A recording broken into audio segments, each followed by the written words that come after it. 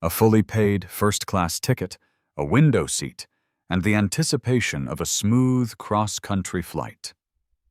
For one woman, it was the perfect start to her journey. But for the passenger sitting next to her, the color of her skin was an unacceptable disruption to his luxury experience. He didn't just want her moved, he demanded it, creating a scene that silenced the entire cabin. He was loud, arrogant, and certain he would get his way. What he didn't know was that the young black woman he was trying to eject from her seat wasn't just another passenger. She was the one flying the plane. The hum of the Boeing 737's auxiliary power unit was a familiar lullaby to First Officer Jasmine Brooks. It was the sound of home, a symphony of imminent departure that never failed to thrill her. Today, however, she was flying as a passenger, deadheading back to her home base in Atlanta after a grueling week of simulator training in Seattle. Tucked into Seat 2A in the first-class cabin of Horizon Air Flight 202, she relished the rare opportunity to be on the other side of the cockpit door. Her uniform was neatly packed in her carry-on. Today, she was dressed in comfortable but chic travel attire, tailored navy trousers, a silk white blouse, and a stylish blazer. Her hair was pulled back into a sleek ponytail, and a pair of simple pearl studs adorned her ears. At 29, she had achieved her childhood dream, a dream that had required immense sacrifice, discipline, and an unwavering passion for the skies. She was one of the youngest first officers at Horizon Air, and one of only a handful of black female pilots in the entire company. She was proud of her accomplishments, but wore them with quiet humility. Today, she was just Jasmine, a passenger looking forward to a few hours of peace with a book and a view of the clouds from the other side. She had just settled in, her novel open on her lap, when a shadow fell over her. A man in his late 50s, his face a mask of sour disapproval, stood in the aisle, his ticket clutched in a beefy hand. He was dressed in an expensive, albeit slightly rumpled suit, a flashy silver watch adorning his wrist. His thinning blonde hair was slicked back, and his jowly face was already flushed with irritation. "Excuse me," he said, his voice a low growl that immediately set Jasmine on edge. It wasn't the words, but the tone, a blend of arrogance and impatience that she had unfortunately become all too familiar with in her line of work, though usually from a greater distance. Jasmine looked up, offering a polite, neutral smile. "Yes?" The man, whose name she would soon learn was Mr. Thompson, gestured vaguely toward her seat with his ticket. "I believe you're in the wrong seat." Jasmine's smile faltered slightly. She glanced at her own boarding pass, resting on the armrest, then back at him. "I don't think so. I'm in 2A, and he announced as if it were a royal decree. "I am in 2B, and I paid a significant amount of money for this seat, with the expectation of a certain level of clientele." His eyes flickered over her, a dismissive, appraising glance that made her skin crawl. The implication was as clear as it was ugly. Jasmine felt a familiar knot tighten in her stomach. She had faced this kind of subtle, and sometimes not so subtle, prejudice before. But here, in the supposed sanctuary of the first-class cabin, it felt particularly jarring. She took a slow, deliberate breath, refusing to let his bigotry spoil her journey. "I assure you, I've also paid for my ticket," she replied, her voice calm and even, a stark contrast to his barely concealed hostility. "Perhaps you should check your own boarding pass again." A senior flight attendant, a graceful woman named Laura, with a warm smile and years of experience in her eyes, noticed the tense exchange and glided over. "Is there a problem here, sir?" she asked, her voice the epitome of professional courtesy. Mr. Thompson turned his glare on Laura. "Yes, there's a problem.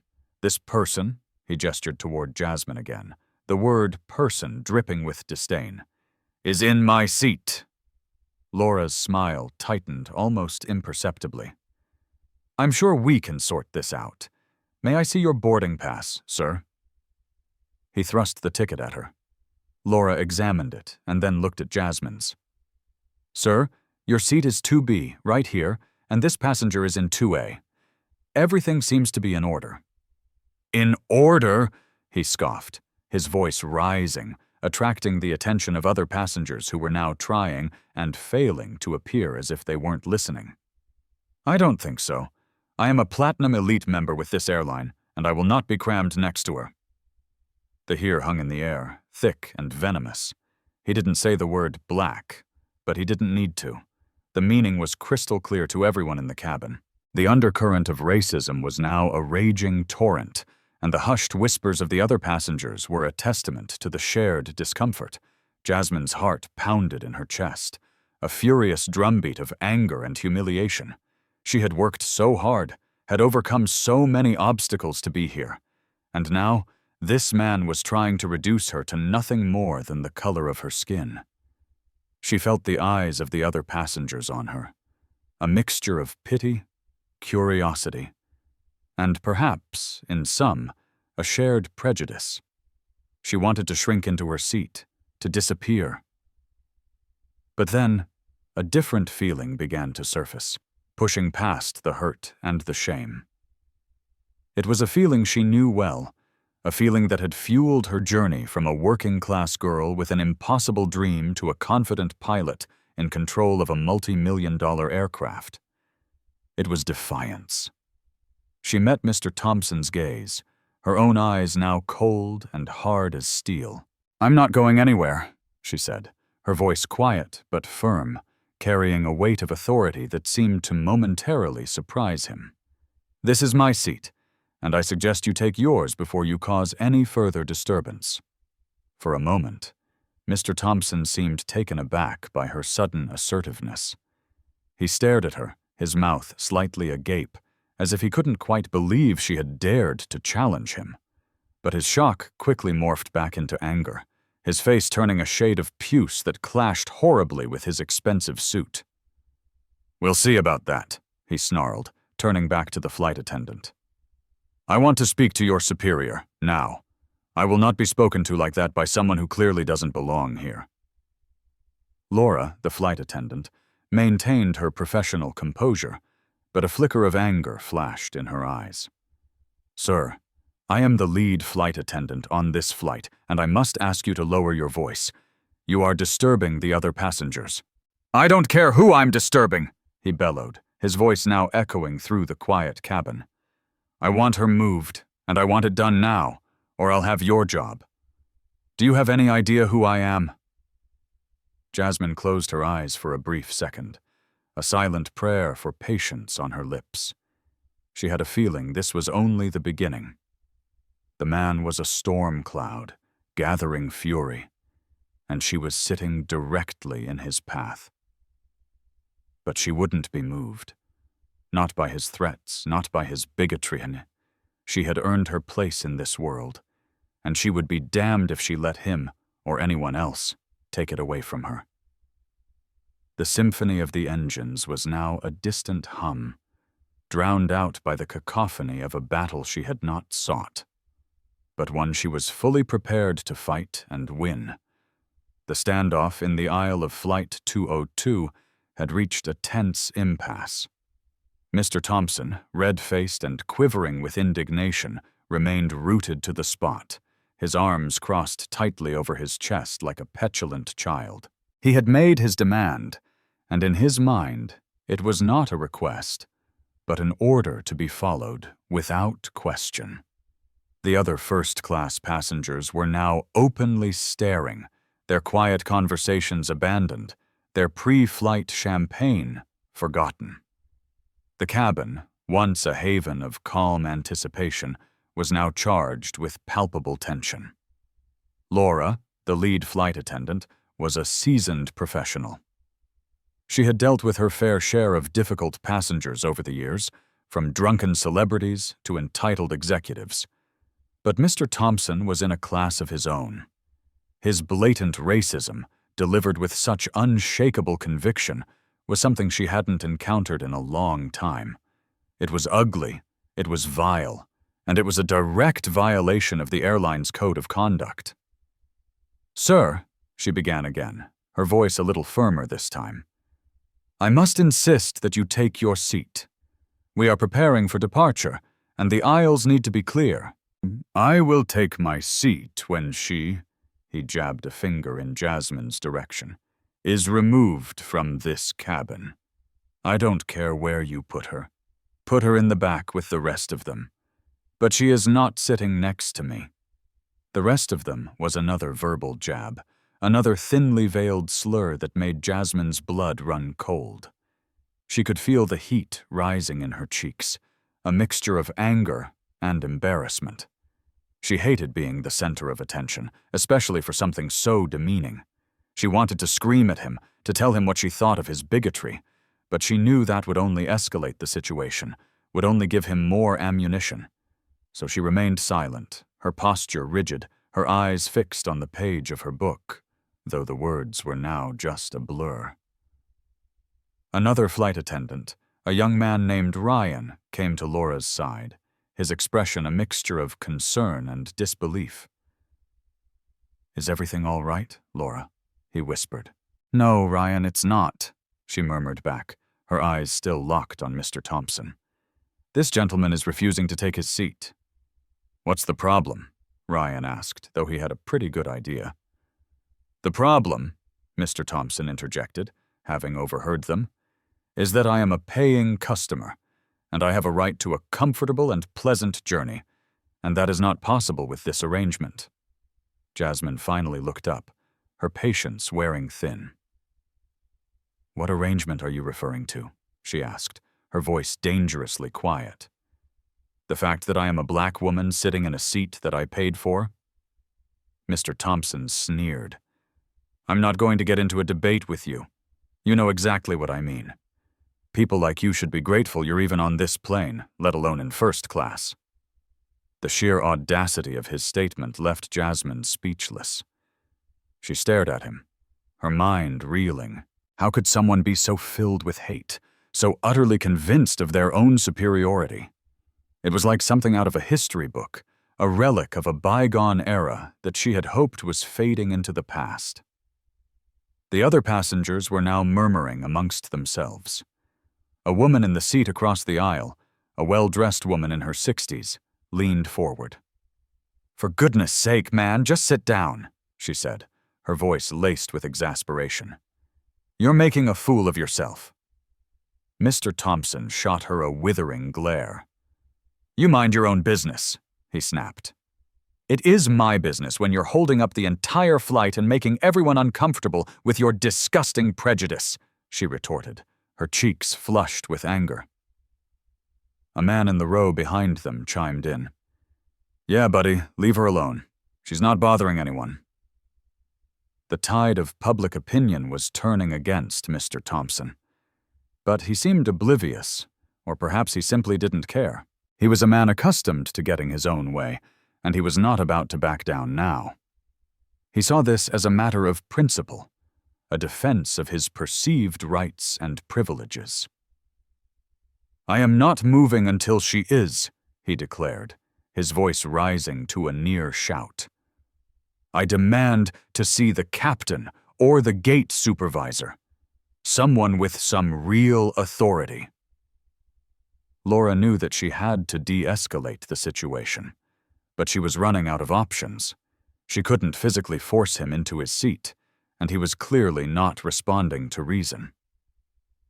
The departure time was ticking closer, and the captain would soon be calling to see what the holdup was. "Sir, the captain is preparing for takeoff and cannot be disturbed," she explained, trying to sound as patient as possible. I am the authority in this cabin, and I am telling you that you need to take your seat. If you continue to refuse, I will have to consider you a disruptive passenger, and that could have serious consequences." "Are you threatening me?" he sneered, a smug look on his face. "Go ahead, I'd love to see you try. I'll have you fired by the time we land. I have powerful friends, you know, very powerful friends." Jasmine had had enough. She slowly closed her book, a sense of weary resignation washing over her. This was not how she had envisioned her flight starting. She had just wanted a few hours of peace, a chance to recharge before her next shift. But it seemed that peace was a luxury she would not be afforded today. She turned to Laura, her expression calm and collected, a stark contrast to the turmoil raging inside her. "It's all right, Laura," she said, her voice soft but clear. "I'll move." Laura looked at her, her eyes wide with surprise. "Jasmine, you don't have to do that. You have every right to be here." "I know," Jasmine replied, a faint, sad smile on her lips. "But I also have a right to a peaceful flight, and it's clear I'm not going to get one sitting here, Mr."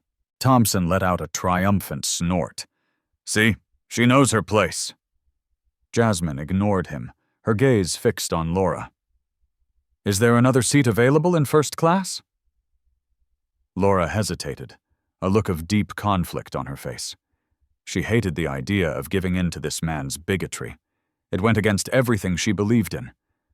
But she also knew that a prolonged confrontation would only delay the flight further and cause more distress to the other passengers. And Jasmine, the victim in all of this, was offering a way out. "Yes," she said finally, her voice tight with suppressed anger.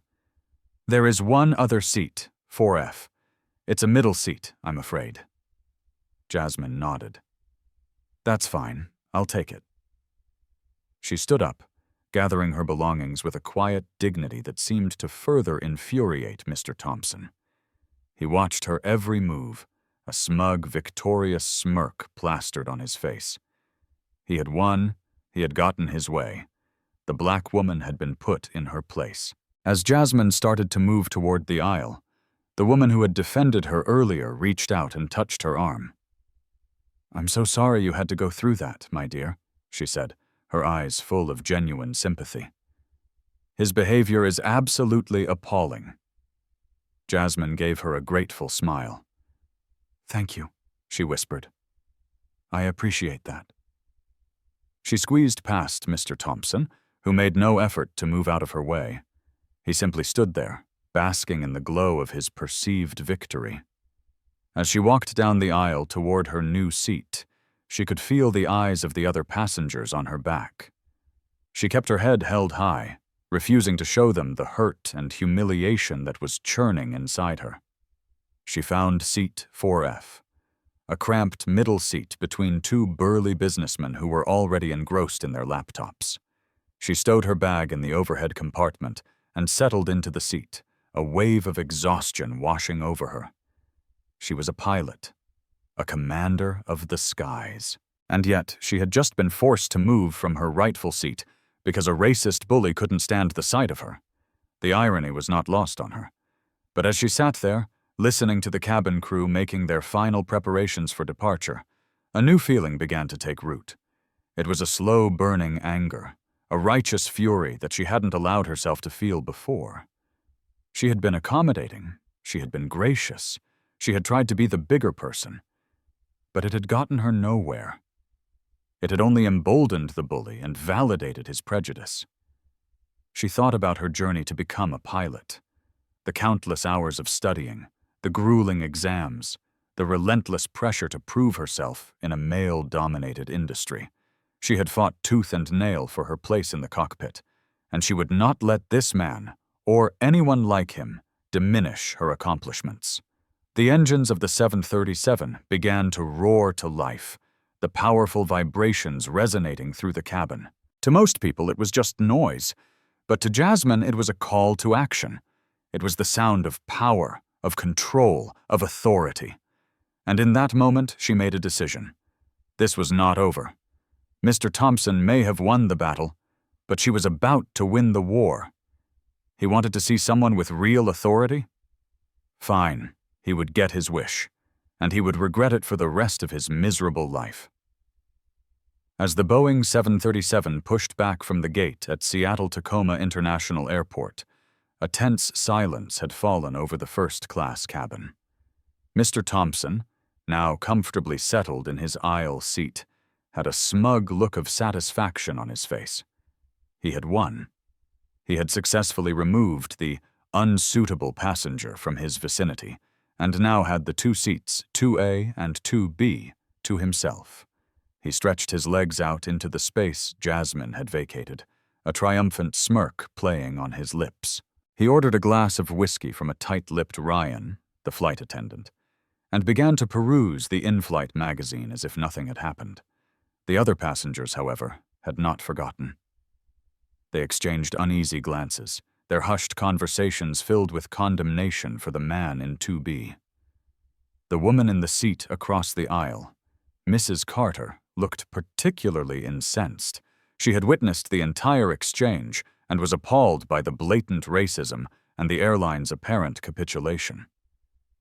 Jasmine, now wedged in the middle seat in row 4, tried to make herself as small as possible. She felt a deep sense of shame and anger, not just at Mr. Thompson, but at herself for backing down. She had let him win. She had allowed his bigotry to dictate her actions. But what else could she have done? A prolonged confrontation would have only delayed the flight and made her the continued focus of unwanted attention. She closed her eyes, trying to block out the world around her. But the image of Mr. Thompson's sneering face was burned into her mind. She thought about all the sacrifices she had made to get to where she was. The years of hard work, the financial struggles, the constant need to prove herself in a world that often seemed determined to hold her back. And for what? To be treated like a second-class citizen on her own airline? As the plane taxied toward the runway, the fasten seatbelt sign pinged on. Laura, the lead flight attendant, began her pre-flight safety demonstration, her voice calm and professional, betraying none of the inner turmoil she was feeling. She was furious with herself for not handling the situation better. She should have stood up for Jasmine more forcefully, should have made it clear that Mr. Thompson's behavior was unacceptable and would not be tolerated. But in the heat of the moment, with the pressure of an on-time departure, she had made a split-second decision to de-escalate, and now she was regretting it. The flight took off without a hitch, the powerful engines lifting the massive aircraft into the sky with a graceful surge of power. As the plane climbed through the clouds, the seatbelt sign was switched off, and the cabin crew began their in-flight service. Laura made her way to the front of the cabin, her expression a mask of professional neutrality. She stopped at Mr. Thompson's seat. "Can I get you anything else, sir?" she asked, her voice polite but cool. "Yes," he said, without looking up from his magazine. "Another whiskey, and make it a double." Laura nodded curtly and turned to go, but then she hesitated. She couldn't let it go. She had to say something. "Sir," she began, her voice low and firm, "I just want you to know that your behavior earlier was completely unacceptable. We do not tolerate any form of discrimination on this airline, and your treatment of the other passenger was a clear violation of our policy, Mr." Thompson finally lowered his magazine, his eyes narrowing into slits. "Are you lecturing me, young lady?" he said, his voice dripping with condescension. "I suggest you just get my drink and mind your own business, unless you want me to have a word with your CEO. I have him on speed dial, you know." Laura felt a surge of anger, but held it in check. "I'm just informing you of our policy, sir," she said, her voice even. "And I will be filing a full report of this incident upon our arrival in Atlanta." Mr. Thompson laughed, a short, harsh sound that grated on the nerves. "You do that," he said, waving a dismissive hand. "I'm sure it will be given all the attention it deserves." He turned back to his magazine, a clear signal that the conversation was over. Laura stood there for a moment, her fists clenched at her sides. She felt utterly powerless. This man was a bully, a racist, and he was getting away with it. She retreated to the galley, her heart heavy with frustration. Ryan was there, preparing drinks for the other passengers. He looked at her with concern. "You okay, Laura?" She shook her head. "No, Ryan, I'm not. I can't believe we let him get away with that." "What could we do?" Ryan said, shrugging helplessly. "He's a Platinum Elite member. You know how the company fawns over those guys." "I don't care what his status is," Laura said, her voice shaking with anger. "What he did was wrong, and we just stood by and let it happen." Just then, the phone from the cockpit buzzed. Laura picked it up. "Cabin, Laura speaking." "Laura, it's Captain Harris," said the voice on the other end. "I've just had a call from dispatch. They've been monitoring the onboard passenger manifest and noticed a last-minute seat change for First Officer Brooks. They wanted to know what was going on." Laura's heart sank. She had been hoping to deal with this on her own, without involving the captain. But now it was out of her hands. "Yes, Captain," she said, her voice barely a whisper. "We had a situation." "A situation?" the captain repeated, his voice sharp with concern. "What kind of situation?" Laura took a deep breath and explained what had happened, her voice trembling with a mixture of anger and shame. She told him about Mr. Thompson's racist remarks, his refusal to sit next to Jasmine, and her own decision to move Jasmine to another seat to avoid further conflict. There was a long silence on the other end of the line. When the captain finally spoke, his voice was cold and hard as ice. "I see," he said. "And where is First Officer Brooks now?" "She's in 4F, Captain," Laura replied. "And the passenger who caused the disturbance?" "He's in 2B. Another long silence. Then, "Laura, I want you to bring First Officer Brooks to the cockpit immediately." "Yes, Captain," Laura said, a glimmer of hope igniting within her. Captain Harris was known for his no-nonsense attitude and his fierce loyalty to his crew. He was not a man who would tolerate this kind of behavior. "And Laura," the captain added, his voice low and menacing, "tell the passenger in 2B that I will be having a word with him personally and that he should enjoy his whiskey because it will be his last." Laura hung up the phone, a small, triumphant smile on her face. The tide was turning. The storm that Mr. Thompson had unleashed was about to turn back on him with the full force of a Category 5 hurricane. She walked back into the cabin, her step a little lighter, her shoulders a little straighter. She went straight to Jasmine's seat. "Jasmine," she said, her voice soft but urgent. "The captain wants to see you." Jasmine looked up, her eyes wide with surprise. "The captain? Why?" "He knows what happened," Laura explained. "He wants to talk to you." Jasmine hesitated for a moment, then nodded.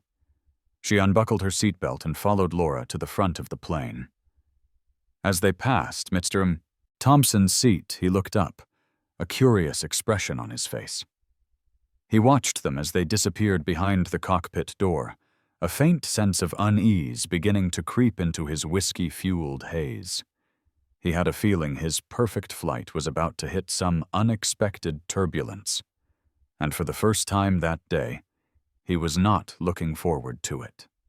The cockpit of the Boeing 737 was a world away from the tension and drama of the passenger cabin. Here, all was calm and controlled, a symphony of flickering lights, digital displays, and the quiet hum of sophisticated machinery. Captain Harris, a man with graying hair and a commanding presence, sat in the left-hand seat, his eyes fixed on the endless expanse of blue sky ahead. He was a veteran pilot with over 30 years of experience flying for Horizon Air. He had seen it all. Or so he thought. When Laura escorted Jasmine into the cockpit, he turned in his seat, his expression a mixture of anger and concern. He looked at Jasmine, a young woman he had mentored and admired for her skill and professionalism, and saw the flicker of hurt and humiliation in her eyes. "Jasmine," he said, his voice gentle but firm, "I am so sorry. I just heard what happened. There is no excuse for that kind of behavior on my aircraft." Jasmine gave him a small, grateful smile. "Thank you, Captain. I appreciate that." "I've already spoken to dispatch," he continued, his voice hardening. "They are arranging for Mr. Thompson to be met by security upon our arrival in Atlanta. His Platinum Elite status has been revoked, effective immediately, and he will be banned from flying with Horizon Air for life." Jasmine's eyes widened in surprise. She hadn't expected such a swift and decisive response. A wave of relief washed over her, so potent it almost made her knees buckle. "Wow," she said, her voice barely a whisper. "Thank you, Captain. That's more than I ever expected." "It's the least I can do," he said, his eyes flashing with anger. "That man is a disgrace, and he will not get away with it. Not on my watch." He then turned to Laura. "Laura, I want you to go back to the cabin and inform Mr. Thompson that I will be coming out to speak with him shortly.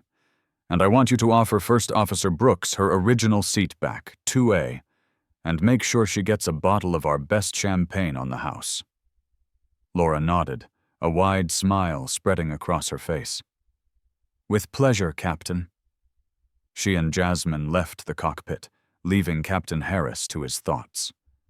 He stared out at the clouds for a moment, his mind racing. He was not just angry at Mr. Thompson. He was angry at a world where a talented and dedicated pilot like Jasmine could be subjected to such vile prejudice. He was angry at a system that sometimes seemed to reward entitlement and bigotry, and he was determined to make a stand, to send a clear message that this kind of behavior would not be tolerated. Back in the cabin, Laura approached Mr. Thompson's seat, her heart pounding with a mixture of trepidation and anticipation. "Mr. Thompson," she said, her voice loud and clear, attracting the attention of the surrounding passengers. "Captain Harris will be out to speak with you shortly." Mr. Thompson looked up from his magazine, a flicker of annoyance in his eyes. "About time," he grumbled. "I was beginning to think he was hiding in there." "And," Laura continued, a triumphant glint in her eye, "we will be needing you to move back to your assigned seat, 2B. Mr. Thompson frowned. "What are you talking about? I'm in 2B. "No, sir," Laura said, her voice dripping with satisfaction. "You are currently occupying seats 2A and 2B. Seat 2A belongs to First Officer Brooks, and she will be returning to it now."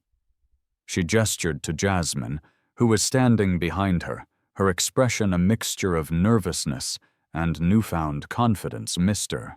Thompson stared at Jasmine, then back at Laura, a look of utter disbelief on his face. "You can't be serious," he sputtered. "I am not moving, and she is not sitting here." "I think you'll find that she is," said a deep, authoritative voice from behind them. Everyone turned to see Captain Harris standing in the aisle, his uniform immaculate, his face a mask of cold fury. He was an imposing figure, and his presence immediately commanded the attention of the entire cabin. He walked slowly toward Mr. Thompson, his eyes locked on the man's face. "Mr. Thompson," he began, his voice low and dangerous. "I am Captain Harris, and this is my aircraft. And on my aircraft, we have a zero-tolerance policy for racism, bigotry, and any form of harassment." Mr. Thompson seemed to shrink in his seat, his bravado rapidly evaporating in the face of the captain's authority. "Now, I was just—" he stammered, but the captain cut him off. "I know exactly what you were," Captain Harris said, his voice like a whip. "You were a bully and a racist. You verbally abused a member of my crew and a fellow passenger, and you caused a disturbance that delayed our departure and caused distress to everyone on this flight." He paused, letting his words sink in. The cabin was so quiet, you could hear a pin drop. "Now," he continued, "you have two choices. You can either apologize to First Officer Brooks, move back to your assigned seat, and spend the rest of this flight in silence. Or you can be restrained, arrested upon our arrival in Atlanta, and face criminal charges for interfering with a flight crew." Mr. Thompson's face had turned a pasty white. He looked from the captain to Jasmine, his eyes wide with a mixture of fear and dawning comprehension. But he still didn't seem to grasp the full extent of his miscalculation. "First Officer Brooks?" he repeated, a confused frown on his face. "What are you talking about? She's just a passenger." Captain Harris allowed himself a small, cold smile. "That's where you're wrong, Mr. Thompson," he said. He then turned to Jasmine. "First Officer Brooks, perhaps you'd like to introduce yourself properly." Jasmine stepped forward, her head held high, her eyes shining with a newfound strength. She reached into her handbag and pulled out her official airline ID. She held it up for Mr. Thompson to see, the gold pilot wings glinting in the cabin light. "My name," she said, her voice clear and steady, resonating with a quiet power that filled the entire cabin, "is Jasmine Brooks. And I'm not just a passenger on this flight. I'm your first officer. I'm one of the pilots flying this plane." The revelation hit the cabin like a thunderclap. A collective gasp went through the passengers, followed by a ripple of murmurs and exclamation. "Mr." Thompson stared at the ID, then at Jasmine's face, his own face a comical mask of shock, horror, and utter humiliation. The woman he had tried to have thrown out of first class, the woman he had dismissed as not belonging, was not just a passenger. She was in command. She held his life and the lives of everyone on board in her hands. The color drained from his face. He looked as if he was about to be sick. He opened his mouth to speak, but no words came out. He just sat there, frozen in his seat, his world crumbling around him. The woman across the aisle, Mrs. Carter, began to clap. Slowly at first, then with more enthusiasm. Soon others joined in, a spontaneous round of applause that filled the cabin. A tribute to the young pilot who had faced down bigotry with grace and dignity. Jasmine felt a blush creep up her cheeks. But this time, it was not from shame. It was from pride. She had not just won a battle against one man's prejudice. She had won a victory for every woman, every person of color who had ever been told they didn't belong. She gave a small, grateful nod to the other passengers, then turned her attention back to Mr. Thompson. He was still staring at her, his eyes filled with a dawning terror. He had messed with the wrong woman. He had picked a fight with a pilot, and he was about to experience the full, terrifying force of her descent. The karma he had so casually invited was about to land, and it was going to be a very, very hard landing indeed. The applause in the first-class cabin slowly died down, replaced by a thick, heavy silence that was almost as loud. Mr. Thompson, who just moments before had been the picture of arrogant self-assurance, now looked like a man who had seen a ghost. His face was a ghastly shade of pale, his eyes wide with a terror that was almost comical to behold. The pilot, The woman he had belittled and insulted was one of the pilots. The realization seemed to have short-circuited his brain. Captain Harris, his arms crossed over his chest, looked down at the cowering man with an expression of utter contempt. "Well, Mr. Thompson," he said, his voice cold and sharp as a shard of ice, "what's it to be? Apology and silence, or handcuffs and a criminal record?" Mr. Thompson seemed to have lost the ability to speak. He just stared at Jasmine, his mouth opening and closing like a fish out of water. He looked like he wanted the ground to open up and swallow him whole. Jasmine, for her part, felt a strange sense of detachment. She was no longer angry. She was no longer hurt. She just felt a kind of weary pity for this small, pathetic man who had built his life on a foundation of hate and prejudice. Finally, Mr. Thompson managed to find his voice, though it was a mere shadow of its former booming arrogance. I'm sorry," he stammered, his eyes darting around the cabin, avoiding Jasmine's gaze. I didn't know. You didn't know she was a pilot," Captain Harris shot back, his voice dripping with sarcasm. "And that would have made a difference. Your behavior would have been acceptable if she was just a passenger." Mr. Thompson flinched as if he had been struck. "No, I mean, Just what, Mr. Thompson?" the captain pressed, his voice relentless. "Just thought you could treat another human being like dirt because of the color of her skin? Is that it?" Mr. Thompson couldn't answer. He just hung his head in shame, the weight of his own bigotry finally crashing down on him. "I didn't think so," Captain Harris said, his voice laced with disgust. He then turned to Jasmine. "First Officer Brooks, your seat is waiting for you." Jasmine nodded, and with a quiet dignity, moved past the now cowed Mr. Thompson and settled back into her original seat, 2A, the window seat.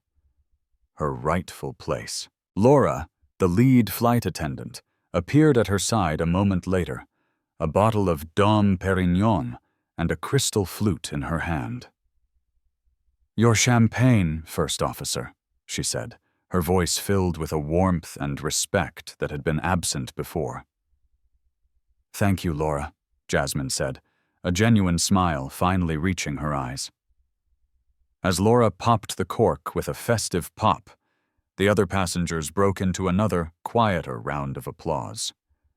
It was a moment of shared victory, a celebration of justice served. Captain Harris gave Mr. Thompson one last withering glare. "I suggest you spend the rest of this flight contemplating the consequences of your actions, Mr. Thompson," he said, "because I assure you they will be severe." He then turned and walked back to the cockpit, his mission accomplished. The cabin slowly returned to a semblance of normality, but the atmosphere was forever changed.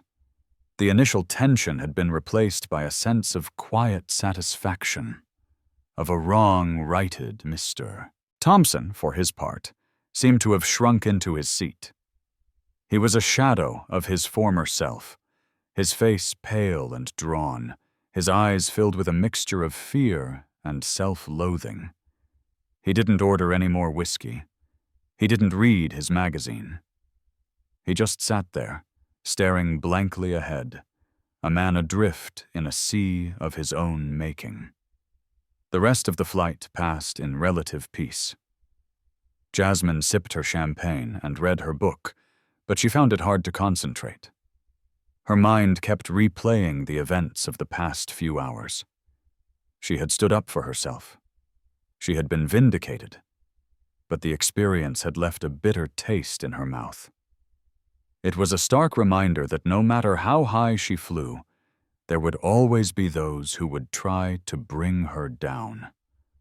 When the plane finally began its descent into Atlanta, a sense of dread began to creep back into Jasmine's heart. She knew that this was not over. Mr. Thompson's humiliation on the flight was just the beginning. The real karma was yet to come, yet. As the plane taxied to the gate at Hartsfield-Jackson Atlanta International Airport, Captain Harris made his final announcement. "Ladies and gentlemen, we have now arrived in Atlanta. On behalf of Horizon Air and your entire flight crew, I'd like to thank you for flying with us today. We hope to see you again soon." He paused for a moment, then added, his voice firm and deliberate, "And a special thank you to First Officer Jasmine Brooks, who, in addition to her duties as a pilot, also gave us all a valuable lesson in grace, dignity, and courage." A fresh wave of applause rippled through the cabin. Jasmine felt her cheeks flush, but this time it was with a deep sense of pride and gratitude. When the cabin door opened, 2 uniformed police officers and an airline official were waiting on the jet bridge. They boarded the plane and went straight to Mr. Thompson's seat. "Mr. Thompson," one of the officers said, his voice polite but firm, "we need you to come with us." Mr. Thompson looked up, his face a mask of resignation. He didn't argue. He didn't protest.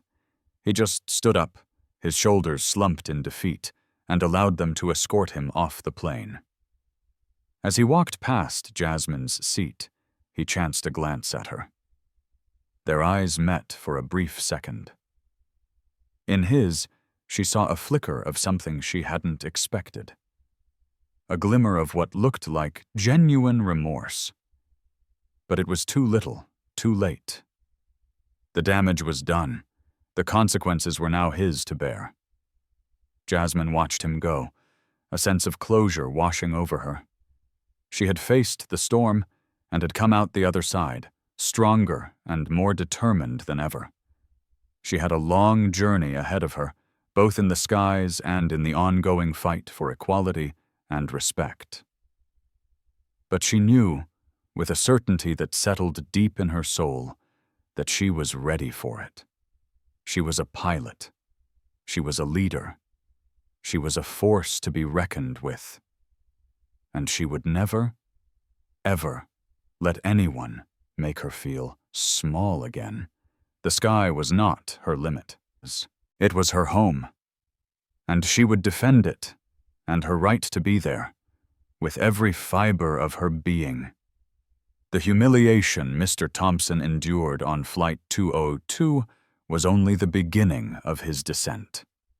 He had assumed his wealth and status made him untouchable, a belief that was about to be spectacularly and publicly shattered. The consequences of his actions rippled outward, far beyond the confines of the Boeing 737, creating a tsunami of karma that would swamp every aspect of his carefully curated life. It began the moment he was escorted off the plane at Atlanta.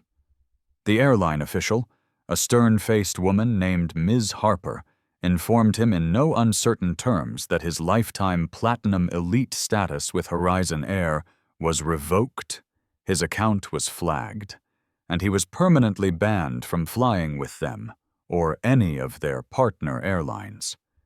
For a man who prided himself on his jet-setting lifestyle, this was a significant blow. The thousands of dollars he had spent to achieve that status were now meaningless. But that was just the appetizer. The main course of his karmic feast was served up by the other passengers. Mrs. Carter, the woman who had initially defended Jasmine, was a retired journalist with a still active and widely read blog on travel and social issues. She had discreetly filmed the latter part of the confrontation on her phone, including the captain's intervention and Jasmine's powerful reveal. Within hours of landing, she had written a scathing blog post titled, "Bigotry at 30,000 feet, the day a racist bully met his match." She detailed the entire incident, her prose sharp and unforgiving. She named Mr. Thompson, described his vile behavior in excruciating detail, and embedded the video. The post went viral almost instantly. By the time Mr. Thompson was released from questioning by the airport police, who let him go with a stern warning and a hefty fine for causing a disturbance, the story was everywhere. It was on social media platforms, news outlets, and beyond. The video of his sputtering, shocked face as Jasmine flashed her pilot's badge had become a meme, a symbol of entitled bigotry getting its just desserts. His name, a name he had always associated with power and prestige, was now synonymous with racism and public humiliation. The fallout was swift and brutal. Mr. Thompson was a senior partner at a prestigious national law firm, a position he had held for over 2 decades. The firm, which prided itself on its commitment to diversity and inclusion, was horrified. Their phones rang off the hook with calls from angry clients and reporters. The firm's managing partners held an emergency meeting. They couldn't afford to be associated with such a public relations disaster. By the end of the day, Mr. Thompson was invited to take an immediate and indefinite leave of absence, a polite corporate euphemism for being fired. His photo and bio were scrubbed from the company website. His long and lucrative career was over, destroyed in a matter of hours by his own ugly prejudice.